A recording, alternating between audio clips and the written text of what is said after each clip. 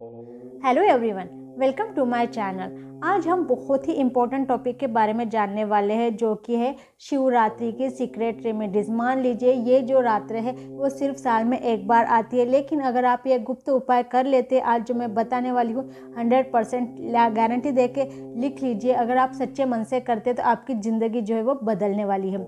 अगर ये वीडियो आपके सामने आया है तो इसे गलती से भी नज़रअंदाज मत कीजिए, क्योंकि ये मान लीजिए भोलेनाथ का संकेत है आपके लिए। क्योंकि आज मैं आपको बताने वाली हूँ महाशिवरात्रि की रात के ऐसे गुप्त उपाय जो शास्त्रों में छुपे हैं और हर किसी को नहीं बताए जाते हैं। 100% मान लीजिए कि ये जो उपाय है सिर्फ सच्चे शिव भक्त के लिए ही है और सिर्फ एक ही रात में करने से आपको इसका रिजल्ट जो है वो मिल जाएगा। वीडियो के अंत तक ज़रूर बने रहिए, क्योंकि आखिरी उपाय आपकी सबसे बड़ी समस्या को शिव को सौंपने का रहस्य है।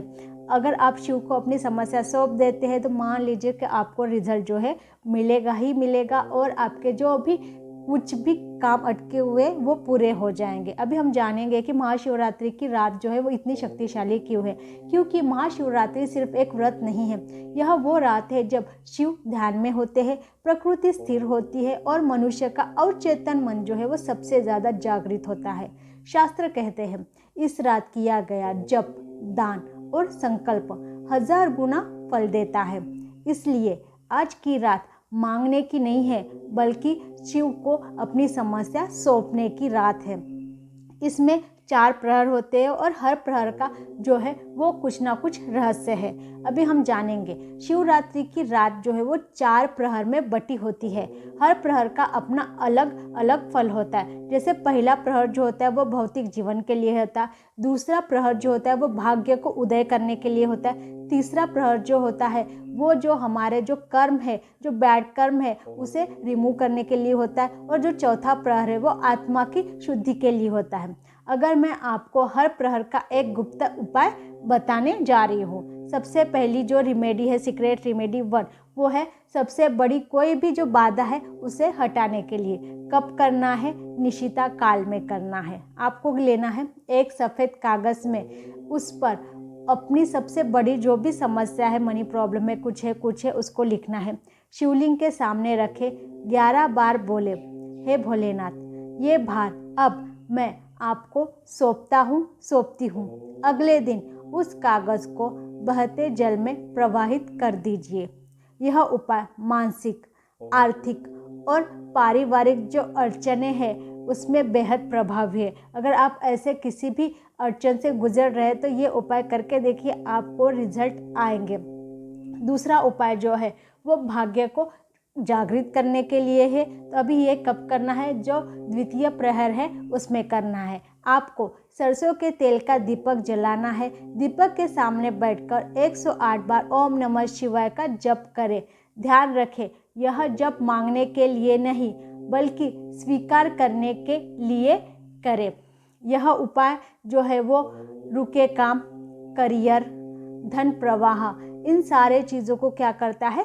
सक्रिय करता है। बहुत ही छोटे छोटे सिंपल रेमेडीज़ है। अगर आप करते हैं लेकिन आप इसका रिजल्ट देखोगे 1000 गुना बढ़ जाएगा, अगर आप कुछ भी काम कर रहे हो तो। अभी रेमेडी है सीक्रेट रेमेडी 3, धन और स्थिरता का दुर्लभ जो उपाय है वो बताने वाली हूँ। कब करें? जो तीसरा प्रहर है तब करें। आपको शिवलिंग पर जल, दूध, शहद, 3 बेलपत्र अर्पित करने हैं। फिर मन में कहना है, हे महादेव मुझे उतना ही धन दे जितना मेरे धर्म और कर्तव्य के लिए उचित हो। लालच से नहीं बोलना है आपको श्रद्धा से ये बोलना है, और आप देख लेंगे कि नेक्स्ट डे से जो है आपका जो फ्लो है, मनी का फ्लो कैसे बढ़ता है, और आपको जो भी काम करेंगे आपको उस पर 100% रिजल्ट आएंगे। अभी जो है सीक्रेट रेमेडी 4 जो है वो है विवाह और रिश्तों के लिए। कब करना है? आपको ये चौथे प्रहर में करना है। शिवलिंग पर गुलाब या कमल अर्पित करें। गुलाब का फूल या कमल का फूल आपको अर्पित करें। अगर नहीं मिलता है तो आप अत्तर भी लेके जा सकते हैं। माता पार्वती का ध्यान करें, 21 बार जप करें, शिव शक्ति स्वरूपे नमः। यह उपाय अविवाहितों के लिए विवाह योग, विवाहितों के लिए संबंध में जो है वो मधुरता लाता है। अभी जो 5वीं रेमेडी है वो है भय, चिंता और नकारात्मकता को दूर करने के लिए। कब करें? निशिता काल के बाद शांत बैठे, 5 मिनट गहरी सांस ले, मन ही मन कहे मैं सुरक्षित हूँ, शिव मेरे साथ है। यह उपाय जो है वो आपका डर को दूर कर देगा। अगर आपको नींद नहीं आती, नींद की समस्या है, उसे भी दूर कर देगा। मानसिक बेचैनी जो होती है आपको, उसे भी ये पूरी तरह से शांत कर देगा।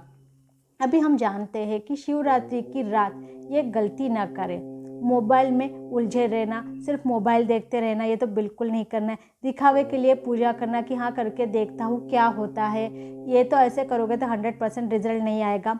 मन में शिकायत रखना, ये इससे भी कुछ नहीं होगा कि हो रहा है नहीं हो रहा, हो रहा है नहीं हो रहा। शिव लोग भाव देखते हैं, सामग्री नहीं देखते। अगर ये उपाय आपके सामने आए हैं तो समझ लीजिए भोलेनाथ ने आपको याद किया है। इस शिवरात्रि कुछ मांगिए मत, बस समर्पण करके भोलेनाथ पे विश्वास करके बस ये उपाय कीजिए, देख लीजिए आपको रिजल्ट 100% आएंगे। अगर आप सच्चे शिव भक्त हैं तो कमेंट में ज़रूर लिखिए ओम नमः शिवाय। वीडियो को हर शिव भक्त तक पहुंचाइए और चैनल को सब्सक्राइब करें, क्योंकि यहाँ हम बात करते हैं शिव शास्त्र और सत्य की।